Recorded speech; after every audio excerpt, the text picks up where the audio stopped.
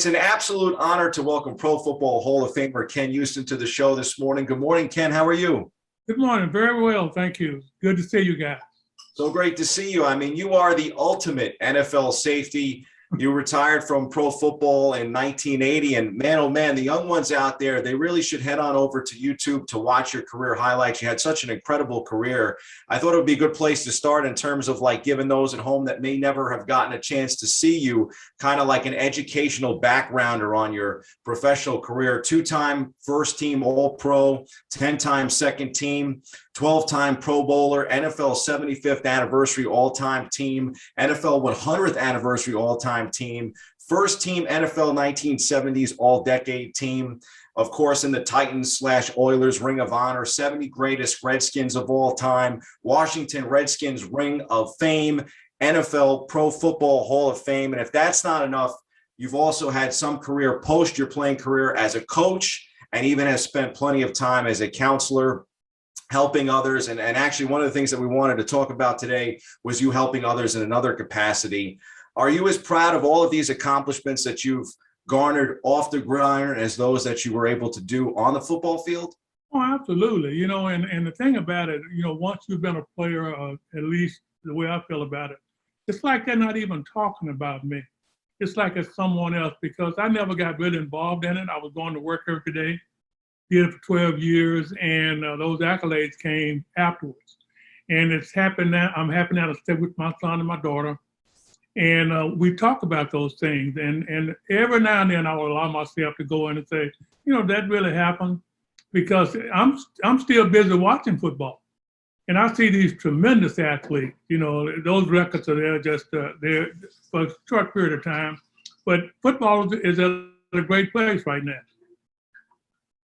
No, absolutely. I mean, maybe a great place everywhere but New York. Our Giants and Jets have kind of scuffled a bit this year. But, the injuries. I love watching the Giants and the Jets, you know, because we played New York when I was there, the Giants and the Jets.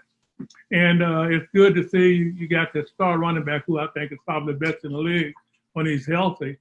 And I was not surprised, but I was, I guess, elated to see the Jets in the game the other night. And they really do look good, you know. I would say both of our New York teams are developing and trying to progress back towards being contenders. And I thought it was interesting, too, when looking back at your NFL career. I mean, you really hit the ground running and you never looked back. You became a starter by the third game of your rookie season. And coincidentally, 2 weeks later, you had 2 scores against those same Jets. Was there ever any doubt in your mind about becoming an all-time great football player?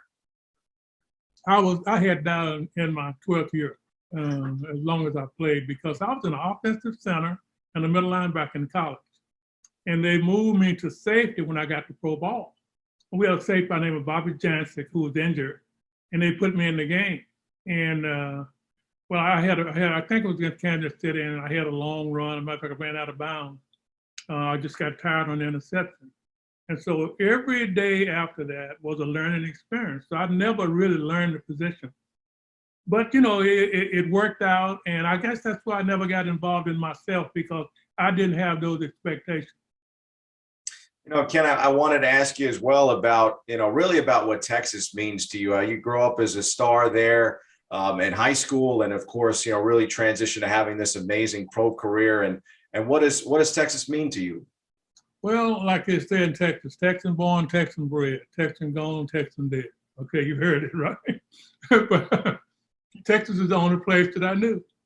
And it wasn't so much about Texas, it was about the parenting of the Texans.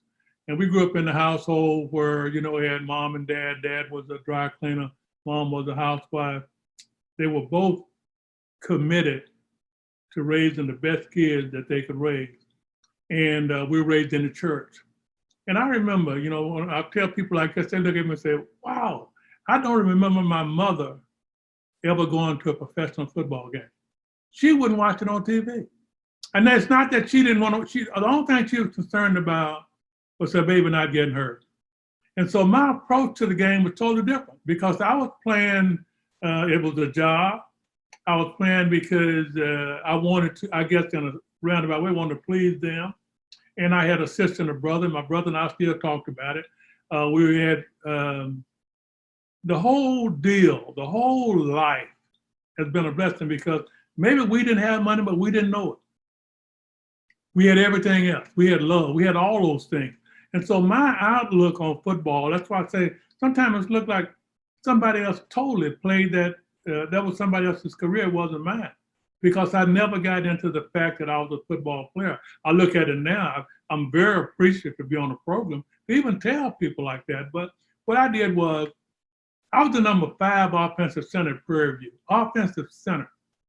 And I was getting released from the team, and because I wasn't the guy per se, and I was walking to the huddle, I'd been sent home, walking to the huddle, crying, and this defensive secondary coach who had recruited me, he said, son, you can play on my side ball. And all centers played middle linebacker. And so I was a rover middle linebacker until pro ball. I got drafted by the Houston Oilers as a safety. Ken, you end up in the Pro Football Hall of Fame, enshrined in 1986, and I'm sure that great career went by very fast, even as great as it was. What has it been like to be part of that elite fraternity and now to get an opportunity to mingle with some of those former Hall of Famers and keep those relationships going in different capacities and also get a chance to help people at the same time?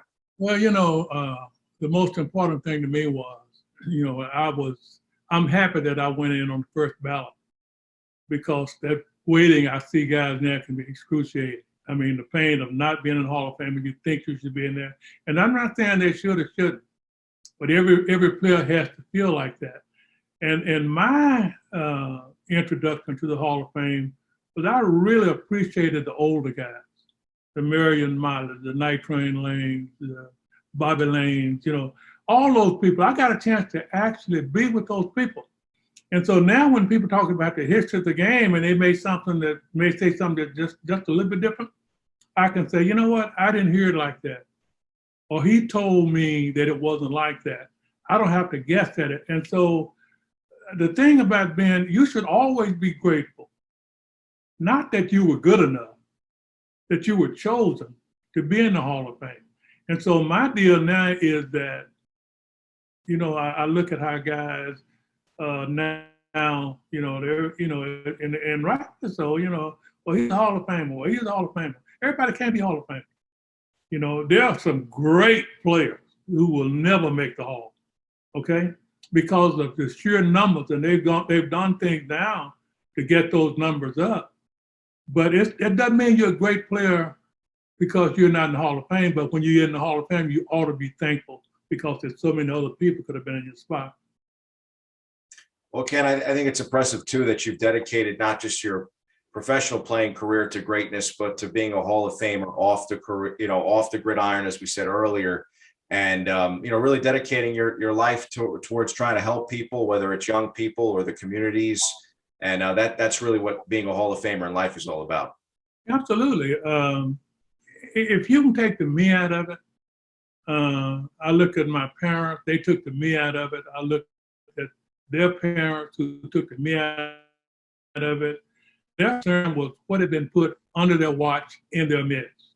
And they were committed to getting us to be the best citizens or the best Christians that we could be. And I've never been able to separate from that. Never been able to separate. And I maybe I'm out of place when I say this, but it was God who saved me from this cancer. And that sounds like it's far-fetched that you can go with something. But I feel like I was in his presence. And I had the opportunity to be recommitted and reunited with my body so that I can be on this morning and say, you know what, this is what got me here, because it's never been about me. That was part one of our interview with Pro Football Hall of Famer Ken Houston. Tune in next Monday for part two.